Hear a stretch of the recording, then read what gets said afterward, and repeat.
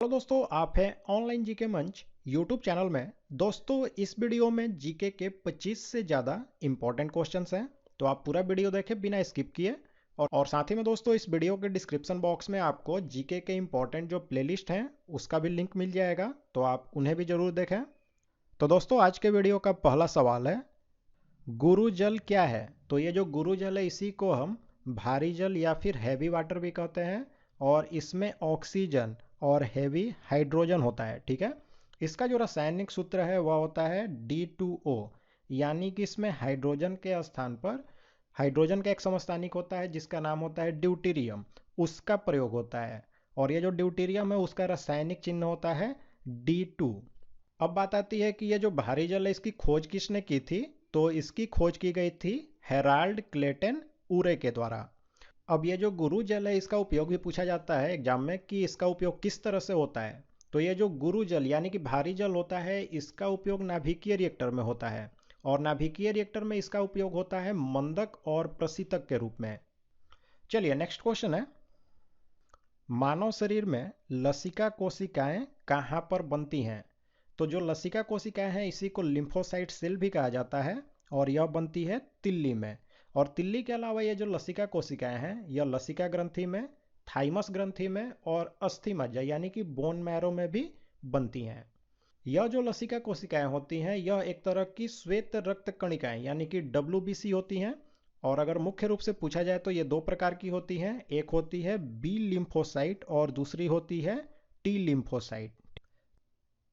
CR दास और मोतीलाल नेहरू ने Swaraj party कब बनाई थी? तो ये जो सीआर दास और मोतीलाल नेहरू जो हैं इन्होंने यह जो स्वराज पार्टी है यह 1923 में बनाई थी। और जो असहयोग आंदोलन था इसकी विफलता के बाद इन्होंने इस पार्टी का गठन किया था। और यह जो स्वराज पार्टी थी इसके अगर संस्थापक अध्यक्ष के बारे में पूछा जाए तो वह थे सीआर दास, और जो संस्थापक महासचिव थे वह थे मोतीलाल नेहरू जी।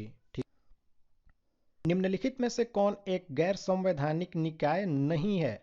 यानी कि इनमें से कौन सी जो है वह संवैधानिक निकाय है? तो यह जो वित्त आयोग है यही संवैधानिक निकाय है, इसके बारे में अनुच्छेद 280 में वर्णन है। ठीक, तो अब यहाँ पर जितनी भी ये संस्थाएं दी गई हैं तो इनके अध्यक्ष जो हैं वह भी काफ़ी इंपॉर्टेंट है कि वर्तमान में इनके अध्यक्ष कौन है। तो सबसे पहले है लोकपाल। तो लोकपाल के जो अध्यक्ष हैं उनका नाम है जस्टिस पिनाकी चंद्र घोष, यह वर्तमान में लोकपाल के अध्यक्ष हैं। वित्त आयोग जो है इसके अध्यक्ष हैं NK सिंह, और राष्ट्रीय मानवाधिकार आयोग जो है इसके अध्यक्ष हैं जस्टिस HL दत्तू। और केंद्रीय अन्वेषण ब्यूरो यानी कि CBI जो है इसके निदेशक हैं ऋषि कुमार शुक्ला। तो इन चारों को आपको याद रखना है, यह करंट अफेयर्स के लिए काफ़ी ही इंपॉर्टेंट क्वेश्चन है ये चारों। इलाहाबाद शिलालेख किसने बनवाया था? तो ये जो इलाहाबाद है इसका नाम अब बदल गया है, इसका नाम हो गया है प्रयागराज। तो ये जो इलाहाबाद का शिलालेख है यह बनवाया गया था हरिसेन के द्वारा। और यह भी सवाल आता है कि इलाहाबाद शिलालेख में किसकी उपलब्धियों का वर्णन है? तो ये जो समुद्रगुप्त है इसी की उपलब्धियों को इसमें दिखाया गया है। ठीक, महात्मा गांधी ने किस आंदोलन से भारतीय राजनीति में प्रवेश किया था? तो महात्मा गांधी जो हैं उन्होंने चंपारण में जो आंदोलन हुआ था 1917 में, उसी से भारतीय राजनीति में इनका पदार्पण हुआ, यानी कि भारतीय राजनीति में इन्होंने प्रवेश किया। और भारत में यह जो चंपारण है यह महात्मा गांधी का पहला सत्याग्रह आंदोलन था। तो अंटार्कटिका में तीसरा भारतीय शोध केंद्र कौन सा है? तो देखिए, भारत अभी तक 3 शोध केंद्र बना चुका है अंटार्कटिका पर। जो पहला शोध केंद्र था वह था दक्षिण गंगोत्री, और इसकी स्थापना भारत ने की थी 1983 में। उसके बाद जो दूसरा शोध केंद्र था भारत का उसका नाम था मैत्री, और इसकी स्थापना की गई थी 1989 में। और जो तीसरा और आखिरी अभी वर्तमान में है जो शोध केंद्र अंटार्कटिका पर भारत का, उसका नाम है भारती, और इसकी स्थापना हुई थी 2012 में। तो यही इसका राइट आंसर होगा भारती।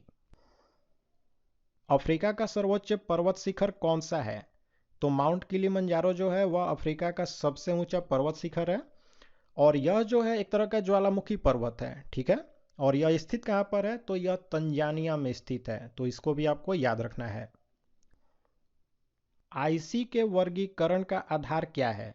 तो ये जो आईसी है इसका फुल फॉर्म होता है इंटीग्रेटेड सर्किट। और इसका जो वर्गीकरण किया जाता है वह इसमें जो ट्रांजिस्टर प्रयोग होते हैं उनकी संख्या के आधार पर इसका हम वर्गीकरण करते हैं। और यह जो आईसी चिप्स होते हैं इनका निर्माण जो है वह सेमीकंडक्टर पदार्थ जो है सिलिकॉन, उसका इसमें उपयोग होता है। अम्ल वर्षा में सर्वाधिक मात्रा निम्न में से किसकी होती है? तो ये जो अम्ल वर्षा होती है इसमें सल्फ्यूरिक अम्ल और जो नाइट्रिक अम्ल हैं ये दोनों होते हैं। लेकिन अगर पूछा जाए कि सबसे ज़्यादा कौन सी होती है तो वह होती है H2SO4 यानी कि सल्फ्यूरिक अम्ल। यह जो अम्ल वर्षा होती है इसमें ये जो सल्फ्यूरिक अम्ल है इसकी मात्रा लगभग 70% होती है। तो सबसे ज़्यादा मात्रा हो गई H2SO4 की। जैन धर्म में संलेखना क्या है? तो जैन धर्म में संलेखना जो है वह उपवास के द्वारा जो प्राण त्याग होता है उसी को कहते हैं। हरित गृह प्रभाव यानी कि ग्रीन हाउस इफेक्ट जो है उसके अभाव में भू सतह का औसत तापमान कितना होगा? तो वह जो तापमान है वह होगा -18 डिग्री सेल्सियस। अब आपको यहाँ पर जानना है कि ये जो ग्रीन हाउस गैस हैं ये कौन कौन सी होती हैं। तो कार्बन डाइऑक्साइड, जलवाष्प और मीथेन ये सब जो हैं इनको हम ग्रीन हाउस गैस कहते हैं। चलिए नेक्स्ट क्वेश्चन है दोस्तों, भारत में मिट्टी बचाओ आंदोलन कहाँ से प्रारंभ हुआ था? तो भारत में जो मिट्टी बचाओ आंदोलन है यह शुरू हुआ था मध्य प्रदेश में, ठीक है। और मध्य प्रदेश का ये जो होशंगाबाद जिला है यहीं से यह शुरू हुआ था। और यह जो आंदोलन है यह हुआ क्यों? तो देखिए मध्य प्रदेश में जो होशंगाबाद जिला है वहाँ पर तवा बांध बना था, ठीक है। उसके कारण क्या हुआ कि वहाँ पर जल भराव और पानी का खारापन हुआ, इसके कारण यह जो मिट्टी बचाओ आंदोलन है यह शुरू हुआ। निम्नलिखित में से कौन द्वितीय गोलमेज सम्मेलन में भाग नहीं लिया था? तो ये जो महात्मा गांधी हैं इन्होंने द्वितीय गोलमेज सम्मेलन में भाग नहीं लिया था। और ये जो दूसरा गोलमेज सम्मेलन है यह हुआ कब था? तो यह हुआ था 7 सितंबर 1931 को, ठीक। अशुद्धियों के कारण द्रव के क्वथनांक पर क्या असर होता है? तो वह जो द्रव का क्वथनांक है वह बढ़ जाता है, ठीक है। राइबोजाइम्स क्या होते हैं? तो राइबोजाइम्स जो हैं वह राइबोन्यूक्लिक एसिड यानी कि आरएनए होते हैं, ठीक है। और इसकी खोज किसने की? तो इसकी खोज की गई थी अल्टमैन के द्वारा। तो इनका भी नाम आपको याद रखना है कि अल्टमैन ने आरएनए की खोज की थी। भारतीय संविधान का भाग 4 किस विषय से संबंधित है? तो संविधान का जो भाग 4 है वह अनुच्छेद 36 से अनुच्छेद 51 तक है और यह संबंधित है राज्य के नीति निदेशक सिद्धांत से। और यह जो नीति निदेशक सिद्धांत है इसका उद्देश्य क्या है? तो लोक कल्याणकारी राज्य की स्थापना करना। और यह हमारे संविधान में लिया कहाँ से गया है? तो यह लिया गया है आयरलैंड के संविधान से। तो इन सबको आपको याद रखना है। ये जितने भी क्वेश्चन यहाँ पर मैंने आपको बताए ये काफ़ी इंपॉर्टेंट हैं और बार बार एग्जाम में रिपीट हुए हैं, ठीक। बंगाल में पाल वंश की स्थापना किसने की थी? तो बंगाल में पाल वंश जो है इसकी स्थापना की गई थी गोपाल के द्वारा। भारत में चंदन की लकड़ी के लिए कौन सा राज्य प्रसिद्ध है, यानी कि सबसे ज़्यादा उत्पादन कौन सा राज्य करता है? तो कर्नाटक जो है वहीं पर सबसे ज़्यादा चंदन की जो लकड़ी है उसका उत्पादन किया जाता है। परमाणु बम की खोज किसने की थी? परमाणु बम यानी कि नाभिकीय बम, ये दोनों इसी के नाम है। इसकी खोज की गई थी ओटो हान के द्वारा 1941 ईस्वी में। और इसमें ईंधन के रूप में किसका प्रयोग होता है? तो यूरेनियम या फिर प्लूटोनियम, इन दोनों में से किसी एक का प्रयोग होता है, ठीक है। निम्नलिखित में से कौन सी भारत की नवीनतम पर्वत श्रेणी है? तो भारत की जो सबसे नई पर्वत श्रेणी है वह है हिमाद्री पर्वत श्रेणी। और भारत की जो सबसे पुरानी पर्वत श्रृंखला है वह कौन सी है? तो वह है अरावली पर्वत श्रेणी, ठीक। निम्न में से कौन विद्युत का सबसे खराब चालक है? तो ये जो कार्बन है इन सब में से विद्युत का सबसे खराब चालक है। निम्न में से कौन सा संवैधानिक अधिकार है न कि मूल अधिकार है? तो ये जो संपत्ति का अधिकार है यह अभी एक संवैधानिक अधिकार है, लेकिन यह मूल संविधान में एक मौलिक अधिकार था। और उस समय जो मौलिक अधिकारों की संख्या थी वह 7 थी, लेकिन वर्तमान में मौलिक अधिकारों की संख्या 6 है। तो हुआ क्या? तो 1979 ईस्वी में यानी कि 1979 में संविधान में 44वां संशोधन किया गया और उसके बाद ये जो संपत्ति का अधिकार है इसे मूल अधिकार से हटा करके संवैधानिक अधिकार यानी कि कानूनी अधिकार बना दिया गया। जफरनामा के लेखक कौन है?